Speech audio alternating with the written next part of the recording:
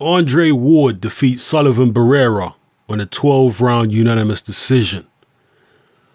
What did I think of this fight, and what did I think of Ward's performance? First of all, the fight was a relatively dull fight, as most Andre Ward fights are. They turn out to be pretty antiseptic, dull affairs, other than a few notable exceptions.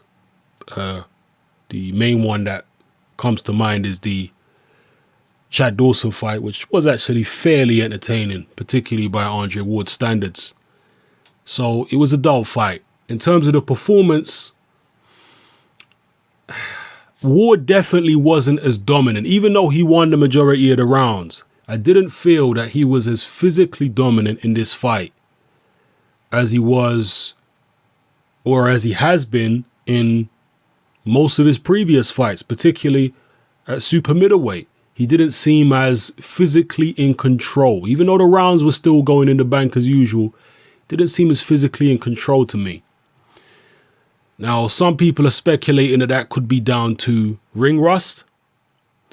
Other people are saying it's because he's moved up to light heavyweight and the guys are bigger and stronger.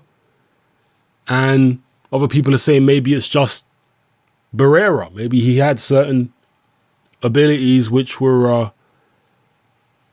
a little awkward for Andre Ward to deal with. Maybe it's a combination of all of those factors. The first thing that struck me from the opening bell was how much bigger Sullivan Barrera was than Andre Ward. Barrera's 6'2", Ward is about 6 feet tall. But it wasn't so much the height that struck me, it was just the overall body size. Barrera seemed way bigger than Ward.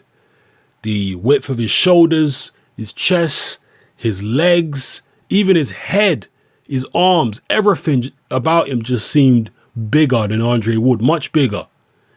They really did look like fighters from two different weight classes. Barrera looked like a borderline cruiserweight, to be honest with you. He looked very big next to Andre Ward. Also, Andre Ward in the clinches wasn't as dominant as he normally is. When he was back down at super middleweight, he would really dominate guys in the clinches.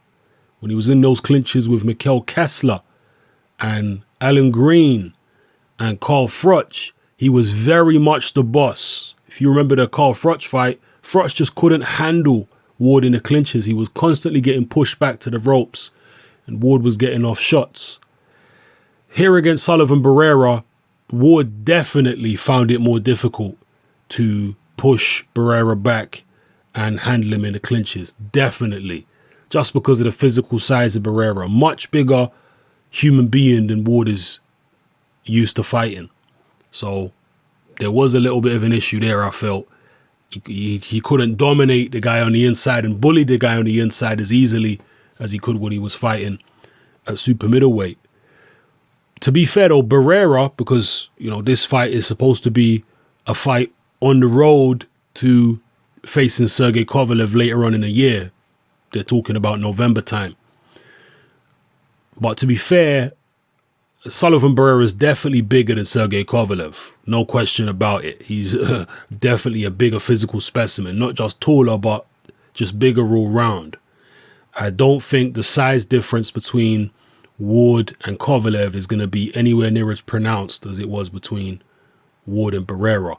I don't know how strong Barrera is physically compared to a Sergey Kovalev. Maybe Kovalev's just as physically strong or stronger. I don't know. Or maybe he's not quite as strong. There is a very big difference, and we need to make this distinction between physical strength and punching power. Andre Ward himself is tremendously physically strong. He was definitely the stronger man in the ring against Carl Froch, Kessler, and pretty much all those guys he fought at 168 pounds. But the guys I just mentioned, Froch, Kessler, Alan Green, they all punch much harder than Andre Ward. So let's draw that distinction between physical strength and punching power. There's no question in my mind that Sergey Kovalev hits a hell of a lot harder than Sullivan Barrera. But whether he's as strong a physical specimen, I'm not sure. Will Ward's inside game and, fairly roughhouse tactics up close, will they be more effective on Sergey Kovalev? Kovalev, I've always had the feeling, is an on-top fighter. I may be proved wrong, but there's just certain things I've seen of Kovalev, even in the Cleverly fight. People are going to laugh at this, but I felt that there were just signs in the Cleverly fight before Kovalev broke through and managed to hurt Cleverly and drop him. To me, there were just signs that Kovalev was starting to feel a bit uncomfortable about the way the fight was going. He was feeling uncomfortable that he'd thrown good shots, but he hadn't yet managed to hurt Nathan Cleverly, and Cleverly still appeared confident and was in his face and was trying to touch him with a jab. And I thought Kovalev was getting a bit anxious in there. And if Andre Ward is to beat Kovalev, I think he's going to have to physically manhandle him. I think he's going to have to push him back. I'm not saying for the whole fight, but in spots.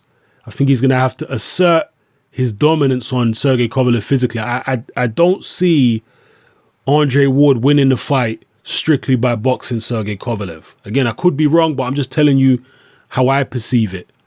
I can't see Ward just boxing a purely counter-punching fight, trying to out-slick Kovalev and winning it. I don't see it. I think Kovalev is one of those kind of guys you have to impose yourself on. Kind of like Mike Tyson when he was in his prime. You can't just out-slick Tyson. You have to impose your will on him. You have to let him know that you're there to hurt him. If you don't, he's just going to run through you. He'll keep stalking you until he gets you. And that's how I feel about Andre Ward-Kovalev fight. Ward is going to have to impose himself on Kovalev somehow. And as I say, Ward has done that back down at super middleweight with various different fighters. Guys who punch much harder than him. He was able to impose himself on them on the inside, rough them up, push them back, get them off balance, hit him with those sneaky counter left hooks and what have you. On the evidence of this performance, and even recent performances of Andre Ward, I would definitely pick Sergey Kovalev to beat him at this stage. Ward is likely to have at least one more fight before facing Kovalev later on in the year, possibly two. So my opinion may change depending on how he looks, in a fight at 2 time. But as it stands right now, the Ward who fought Sullivan Barrera, I definitely would not be picking that guy to beat Kovalev. Another thing which I noticed actually at the weigh-in, I was looking at Ward, a picture of Ward at the weigh-in, and that scar tissue on his right shoulder, which was surgically repaired or reconstructed or whatever it was, I can't help looking at that scar tissue and thinking that shoulder's going to give out again. Tissue injuries tend to never really heal 100%. In the majority of cases, in my experience anyway, tissue injuries never really seem to go away. When it's a bone injury, if you get like a fracture in the bone, a hairline fracture or whatever, bone can actually heal up in a lot of cases stronger than new, stronger than it originally was, because of the way that the bone heals over and extra calcium grows over the crack and whatnot. The bone can end up being stronger than it was before in some cases. But with tissue injuries, they never really seem to heal 100%. And in the Paul Smith fight, Andre Ward was throwing the right hand overtime. I mean, he was spamming the right hand. But in this fight against Berrera, yes, I know Berrera is obviously a much better opponent than Paul Smith.